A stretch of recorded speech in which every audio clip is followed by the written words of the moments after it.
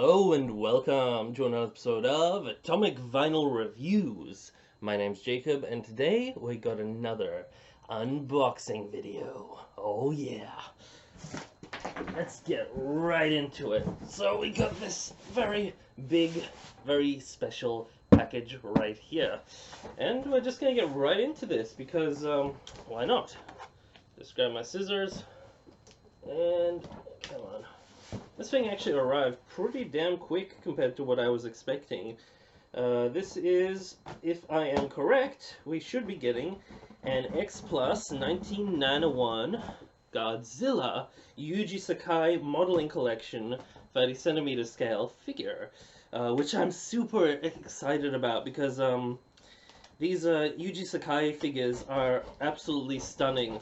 Recently I unboxed this guy, which is the GMK Godzilla here from the same collection of Yuji Sakai figures. These figures are all actually recasts from full solid resin model kits because Yuji Sakai, of course, very talented, very well-known sculptor of Godzilla figures and model kits. He does a lot of resin kits, and so one of the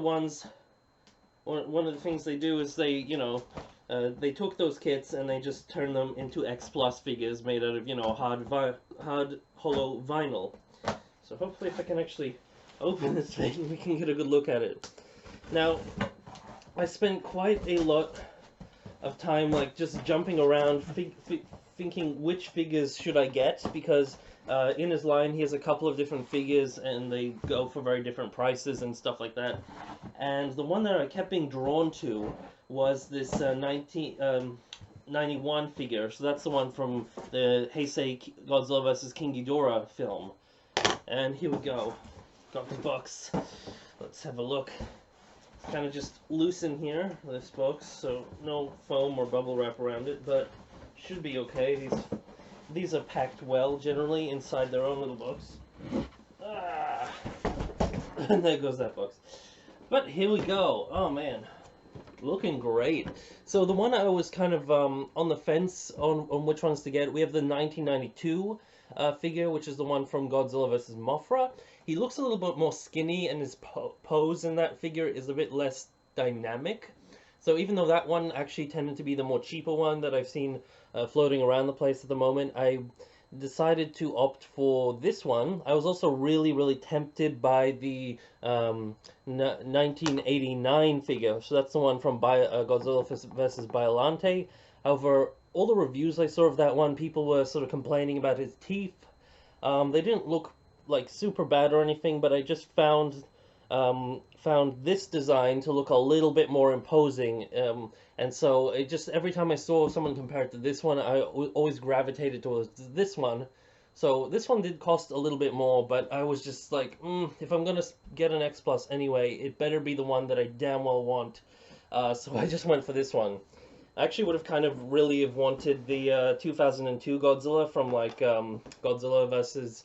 Against Mechagodzilla that Yuji Sakai did, because that one's just gorgeous, but yeah, they're not going for good prices at all at the moment. So Heisei Godzilla it was. So yeah, this is gonna be my first X Plus Heisei Godzilla figure. Well, I guess I do have the 84 figure, and that's technically Heisei, but my first sort of 90s Godzilla, let's say. Because, after the 84 figure, they basically looked a lot more similar to each other beyond that point, and that's what I mean by Heisei Godzilla, because the 84 is still in the Heisei era of films, but it's, he has a very different look, and we'll compare the two of these figures really quickly once we get this guy unboxed.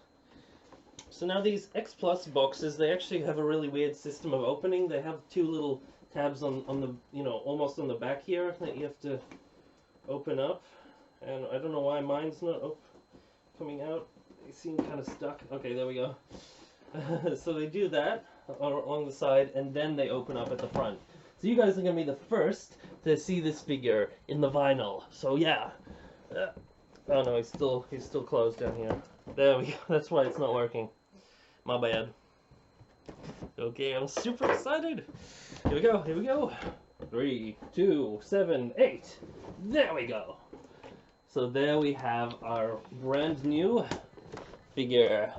Whoa. Okay. So, ooh, he looks good. So, smells very fresh vinyl. Um, as Rich Aso would say. Yeah, let's pull him out. Kind of a hefty feeling figure, which is good. So this is always a bit of a tricky part of these videos, because these figures have these wires that are like twisted, and to untwist them and to get them smooth enough to like slide through and all that is a bit of a bitch. But so it's going to take a while. So I'm going to cut ahead after I undo all these wires and I am ready to pull this guy out, because that's going to take a little while. So see you guys in a sec. Alright, so I've just untwisted all of those little wires here, and now we're ready to, well, it's just going to fall out actually, which is actually pretty good. Helps us a little bit. There we go. So we can put this back aside, back into the box. And now we can get all this plastic off. So let's start with the main body here. So of course he always lies on a nice bed of plastic, so we can remove that as well as some of these little bits. And as always, he comes with some beautiful clear plastic socks and gloves, which are, you know, unique entries into the Godzilla fashion line of accessories. And his tail comes in 2 pieces. Okay, this is interesting.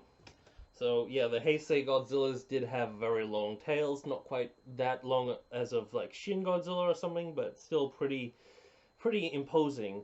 So we got this main piece here, and then we got this other smaller piece down here. So this one's just wrapped in a little sleeve. We can take it out. So the way we're gonna, you know, put these together is, as always with these figures, is you have to use a hair blow dryer to heat up the vinyl, the plastic, so it gets a little bit squishy, and then you can just shove the tail in, and you should have no problems after that. The great thing about vinyl is it's a type of plastic that you can heat up, move slightly, and adjust, and then when it cools down, it will solidify into that exact position.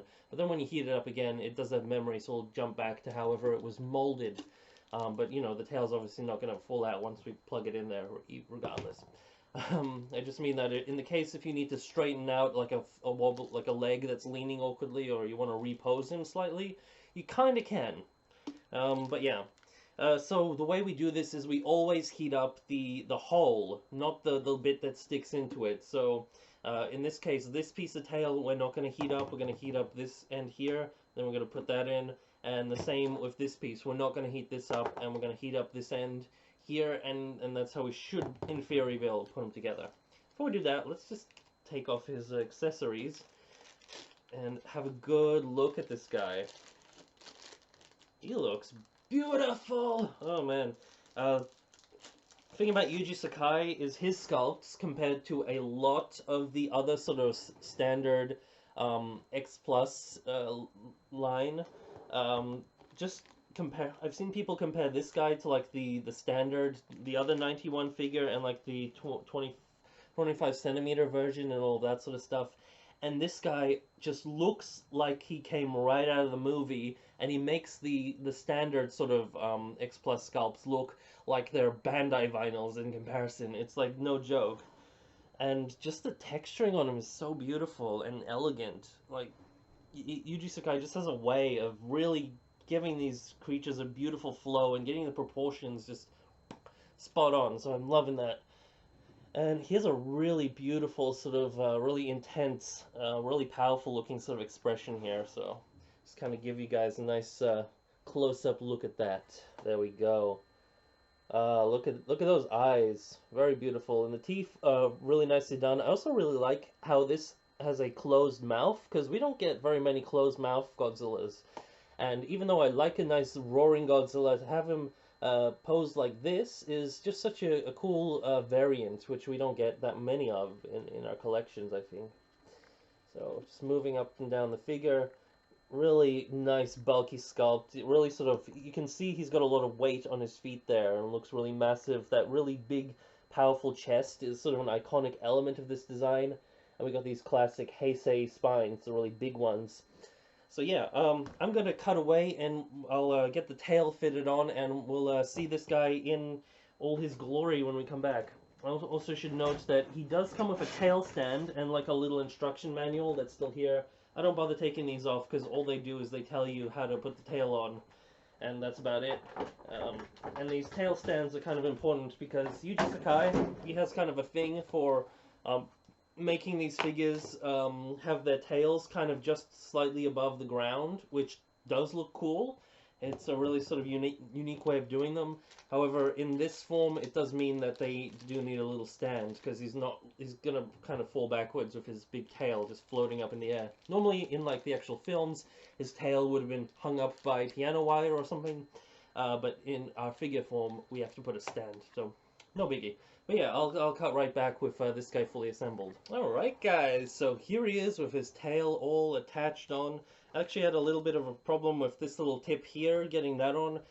First I tried it like heating up this bit like I was telling you guys, and it was really tricky to get in because this one has like a really big lip on the inside of it, so it didn't really want to get in there.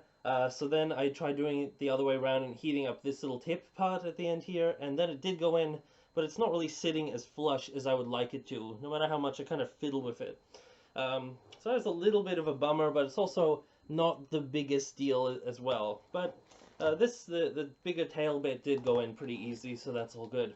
So let's put him on his tail stand and have a nice little look at him before we close off the video. Don't do that. And here we go.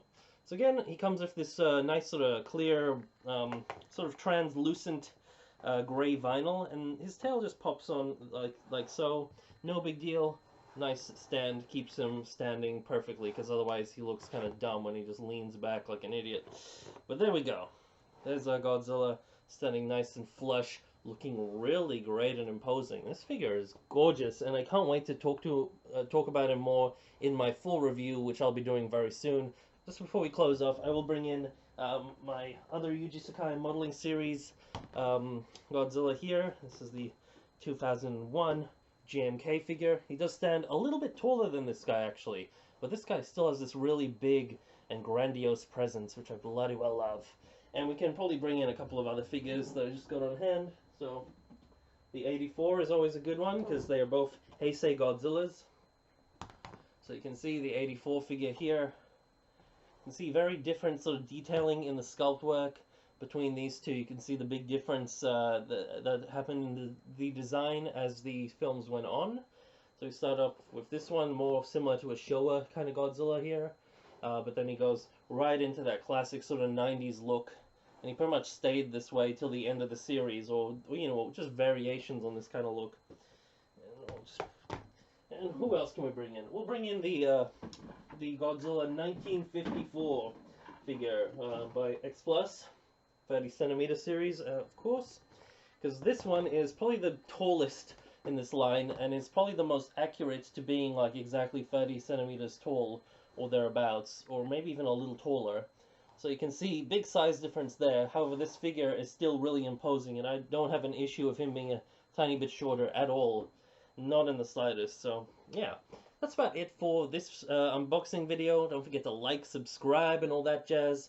And yeah, let me know what you think of this figure and the Yuji Sakai modeling collection line in general. So yeah, may all your vinyl be irradiated vinyl. Over and out.